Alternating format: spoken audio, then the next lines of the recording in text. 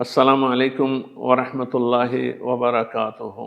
বাইতুল শরফ ইসলামী গবেষণা কেন্দ্র ঢাকা পরিচালিত টকশো অনুষ্ঠান আলোকিত জীবনে আপনাদের স্বাগত জানাচ্ছি। আজকে আমরা আমাদের স্টুডিওতে একজন মেহমান পেয়েছি।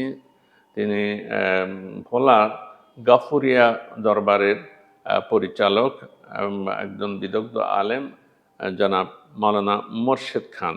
তাকে আমাদের অনুষ্ঠানে এখানে স্টুডিওতে স্বাগত জানাচ্ছি। আসসালামু আলাইকুম রহমতুল্লাহ। বাইতুল শরফের আপনাকেও স্বাগতম। জি, তো আমরা আপনার কাছে জানতে চাইব, আমরা রমজানের শেষ দশকে এখন অবস্থান করতেছি। এই শেষ দশকে বেজোড় রাতগুলোতে শবে কদরের, লাইলাতুল কদরের অবস্থান সম্পর্কে আমরা জানি। এ সম্পর্কে আপনি একটু বিস্তারিত বলবেন। ইন্নাল হামদুলিল্লাহ আসসালাতু আসসালামু আলা রাসূলিল্লাহ।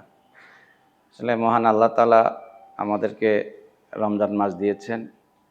আমাদের মহানবী হযরত মুহাম্মদ রাসূলুল্লাহ সাল্লাল্লাহু আলাইহি ওয়াসাল্লাম রমজান আসার 2 মাস আগ থেকে, রজব থেকে দোয়া করতেন, আল্লাহুম্মা বারিক লানা ফি রজব ওয়া শাবান। এই দোয়ার তাৎপর্য যদি আমরা কোরআনের দিকে তাকাই তাহলে দেখব আল্লাহ তাআলা বলছেন, ইন্না আনজালনাহু ফি লাইলাতিন মুবারাকা। আমি নিশ্চয় কোরআনকে অবতীর্ণ করেছি একটি বরকতময় রাতে, লাইলাতুল মুবারাকা। আল্লাহ তাআলা আবার এ রাতের নামকরণ করেন লাইলাতুল কদর, ইন্না আনজালনাহু ফি লাইলাতুল কদর। তো লাইলাতুল মুবারাকা, রাসূলুল্লাহ সাল্লাল্লাহু আলাইহি ওয়াসাল্লাম রমজান মাসকে বলেছেন শাহরুন মুবারাক, বরকতময় মাস। আসলে রমজান মাসের এই যে বরকত, রহমত, মাগফিরাত, নাজাত সব কিছুর মূল কেন্দ্র হলো লাইলাতুল কদর। যেহেতু লাইলাতুল কদর, লাইলাতুল মুবারাকা, আর রমজান মাস, সেজন্য নামকরণ হয়েছে লাইলাতুল মুবারাকা হিসাবে। আল্লাহ তাআলা পবিত্র কোরআনকে নাজিল করার জন্য, কোরআন যেহেতু হুদান লিন্নাস, হুদাল লিল মুত্তাকিন, সমগ্র মানবতার জন্য হেদায়েত, বিশেষ করে মুত্তাকিদের জন্য হেদায়েত, এজন্য আল্লাহ তাআলা কোরআনকে নাজিল করার জন্য লাইলাতুল কদরকে আল্লাহ তাআলা নির্ধারণ করেছেন। আর লাইলাতুল কদরের কারণেই এই পুরা রমজান মাস আল্লাহ তাআলা আমাদের জন্য রহমত, বরকত, মাগফিরাত, নাজাতে ভরে দিয়েছেন। আসলে যদি আমরা মূলত, রাসূলুল্লাহ সাল্লাল্লাহু বলেছেন যে মান হুরিমা খাইরুহা ফাকাদ হুরিমা কুল্লুহা। যে ব্যক্তি লাইলাতুল কদর থেকে বঞ্চিত হলো, সে পবিত্র মাহে রমজানের রহমত, মাগফিরাত সব থেকে বঞ্চিত হলো। এজন্য লাইলাতুল কদর আমাদের জীবনে সবচেয়ে গুরুত্বপূর্ণ একটি বিষয়। লাইলাতুল কদর থেকে যদি আমরা বঞ্চিত হই তাহলে আসলে রমজান মাসে কোনো কিছু আমার জীবনে নসিব হলো না। আচ্ছা, লাইলাতুল কদর বঞ্চিত না হওয়ার জন্য আমরা কি আমলটা করতে পারি? লাইলাতুল কদর থেকে বঞ্চিত না হওয়ার জন্য আমরা প্রথমত এতেকাফ করতে পারি। যদি এতেকাফ করা আমাদের পক্ষে সম্ভব না হয় তাহলে আমরা রমজানের শেষ দশকে, বিশেষ করে বেজর রাতসমূহে যদি সম্ভব হয় প্রত্যেকটা রজনী আমাদের কিছু কাজ করা, 2 রাকাত নামাজ পড়া, তাহাজ্জুদের নামাজ পড়া, 20 রাকাত তারাবি বা জামাত আদায় করা, 10 টাকা হলেও 5 টাকা হলেও দান সদকা করা, আর এ রাতে বেশি বেশি আল্লাহর কাছে তাওবা ইস্তেগফার করা, সম্ভব হলে 1 পারা কোরআন শরীফ এ রাতে তেলাওয়াত করা, দোয়া করা আল্লাহর কাছে। যেহেতু বরকতময় রাত, এ রাতে আল্লাহ তাআলা পৃথিবীতে এত সংখ্যক ফেরেশতা নাজিল করেন যে পৃথিবীতে যেরকম পাথর কণা সম ফেরেশতা এ রাতে নাজিল হয়। কারণ আল্লাহ তাআলা বলছেন, তানাজ্জালুল মালায়েকাতু ওয়ার রূহ ফিহা বিইজনি রাব্বিহিম মিন কুল্লি আমরিন সালাম। আর ফেরেশতারা বান্দার জন্য দোয়া করতে থাকে। এখানে যে রূহ বলছেন, রূহ বলতে জিবরাইল আলাইহিস সালাম, তার নেতৃত্বে মূলত সকল ফেরেশতাই রাতে আগমন করে। সুবহানাল্লাহ। পুরা জমিন ফেরেশতায় ভরে যায়। পৃথিবীতে একটি বালুকণাও ফেরেশতা ছাড়া থাকে না। তো ফেরেশতারা দোয়া করে কাদের জন্য? যারা দাঁড়িয়ে ইবাদত করে অথবা বসে ইবাদত করে। তো আমাদের উচিত হলো যে এই রাতকে গুরুত্ব দেওয়া। এই জন্য কোনো কবি বলছেন, আল্লাহওয়ালা বলেছেন, হার সবে কদর আগার কদর দানি।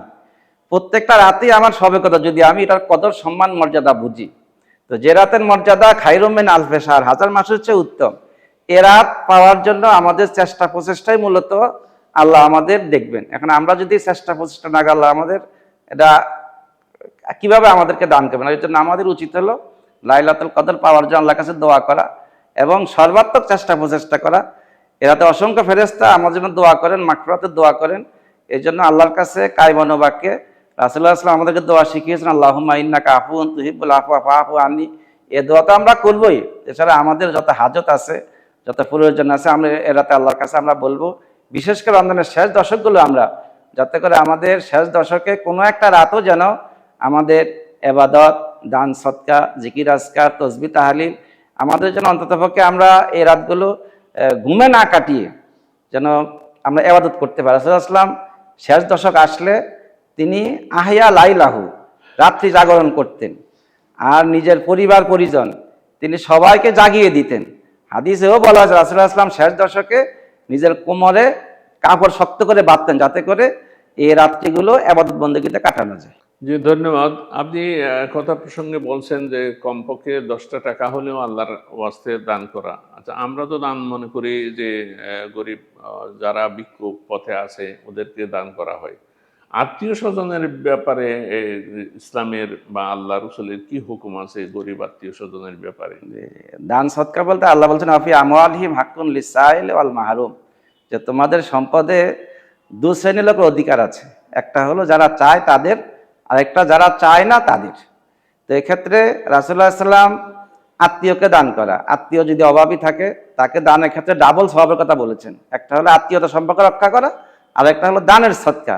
যেহেতু আর রেহেম ও মুআল্লাকাতুম বিল আরশি, রহমান আর রেহেম আত্মীয়তার সম্পর্ক এটা একই সূত্রে গাঁথা, এজন্য আত্মীয়দেরকে দান করা আমাদের ডাবল সওয়াব। রেহেম মানে আত্মীয়তা, জি, আর রহমান মানে দয়া। তাহলে ওই রেহেম আর রহমানের একটা শাব্দিক আপনি মিল এখানে দেখাতে চেয়েছেন। তাহলে যদি আত্মীয়দেরকে দান করে, তাদের সাথে সদ্ব্যবহার করবে, তাহলে আল্লাহ আল্লাহর সাথে তার সাথে সম্পর্ক রক্ষা করা হয়। সদ্ব্যবহার করবে।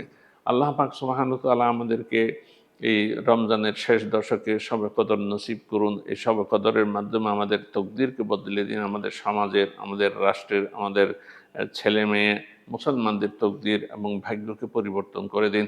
আমরা যাতে রমজানকে পুরোপুরি উপলব্ধি করতে পারি এবং এখান থেকে শিক্ষা গ্রহণ করতে পারি। রমজান যাতে আমাদের জন্য মোবারক হয়, বিশেষ করে এই শেষ দিকে, শেষ ভালো যার সব ভালো তার, সেই হিসেবে শেষের দিকে আমরা চলে এসেছি। শেষের দিকে যাতে আমাদের ইবাদত বন্দেগী, আল্লাহর প্রতি নিবিষ্টতা যাতে আমরা বৃদ্ধি করি, যে কাজেই থাকি না কেন আমাদের মনটা আল্লাহর দিকে টানা থাকবে, আমাদের জিকির থাকবে, আল্লাহর কথা স্মরণ থাকবে, আল্লাহর কথা আমরা চলবো এবং মাঝে মাঝেই যখনই সুযোগ পাই ইস্তেগফার করব, কারণ ইস্তেগফারের জন্যই বিশেষভাবে হুকুম করা হয়েছে। ইস্তেগফার কিভাবে?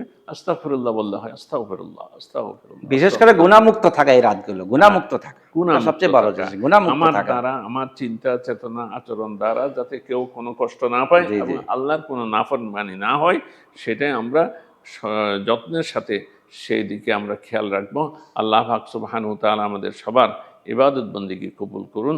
রমজান শরীফকে আমাদের সবার জন্য মোবারক করে দিন। আপনাকে অনেক ধন্যবাদ আমাদের স্টুডিওতে এসেছেন এবং কথা বলেছেন। বাইতুল ইসরার আলোকিত অনুষ্ঠানে ধন্যবাদ যে আমাকে আমন্ত্রণ করার জন্য।